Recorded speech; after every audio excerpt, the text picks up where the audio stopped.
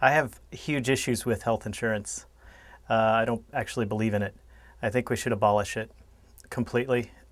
It's actually a form of nationalized health care that doesn't work because it's only available to few and not everybody. And it seems like we already have mechanisms in place like Medicare and Medicaid to take care of catastrophic situations. So if you can divert health insurance money into a larger pool to handle catastrophic situations, then you don't need health insurance. What that would do to the overall economy, I don't know, and I'm sure there's plenty of economists who would disagree with getting rid of health insurance because of the jobs that it creates. But personally, I just feel that a 20 to 28% profit margin on an individual's health is immoral and unnecessary. And then once catastrophic is guaranteed and paid for by the government, essentially, we don't have to worry about it. And you move into a competitive market, and you make your preventative care paid for on an as-needed basis, which sort of changes the entire model of expectation of how to take care of yourself. So you make sure you go to the doctor once a year, you exercise more, you eat better, because if you take care of yourself, it'll cost you less money. Then the services become competitive, so you can actually shop around. You're not restricted to an in-network type of doctor or that sort of situation.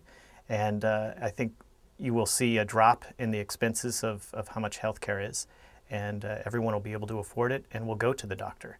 Why we expect preventative care health to be paid for by anybody is sort of a strange phenomena, and it also causes a lopsided service within the economy and for the general population.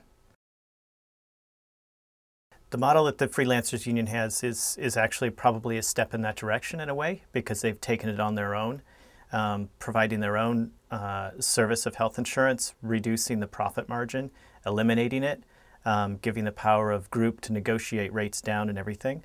You still have the fundamental issue of in-network and lack of choice, but it does create a model that's more affordable for freelancers. So it's a necessary stopgap, I think, to probably the ultimate goal, which is to abolish health insurance by and large. You know, if you look at the differences between how much health insurance costs in New York State versus how much health insurance costs in Iowa, say, it's a dramatic difference, and that just shouldn't exist. The inequality of why health insurance costs more in certain places and not in the others it just shouldn't exist. I look at them as almost unattractive, just because of the nightmares that they sort of project.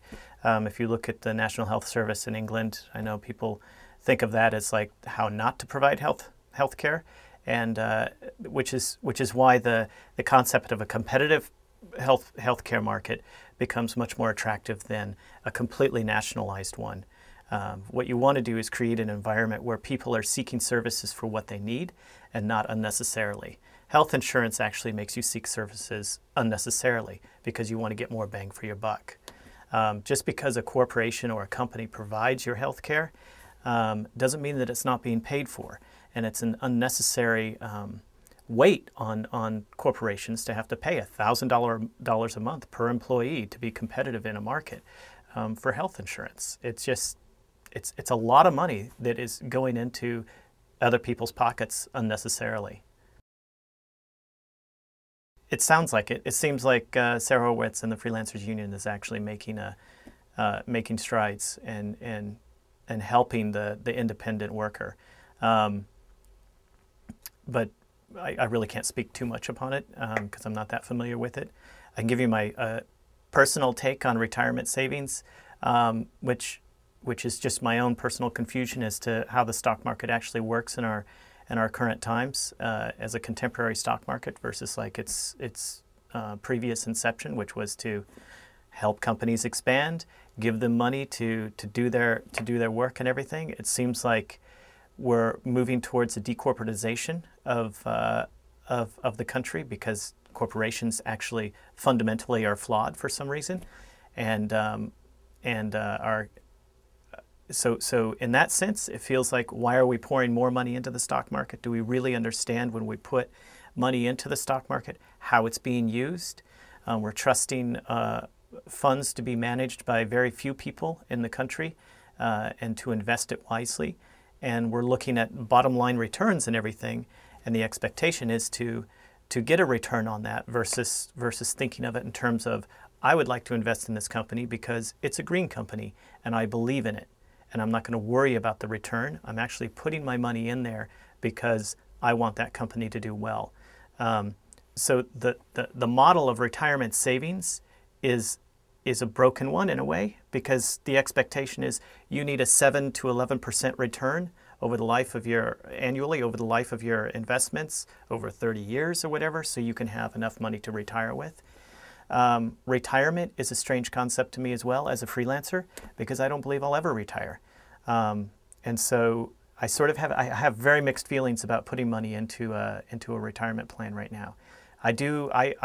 My own investment plan is I put $100 a month into Intel, into a dividend reinvestment plan, because I believe in technology. I love technology.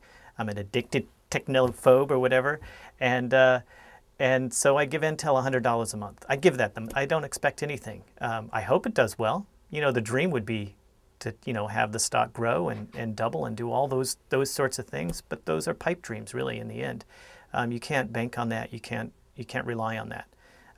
So I have no current plan in my retirement savings because I don't have enough money to do that. I wish I did.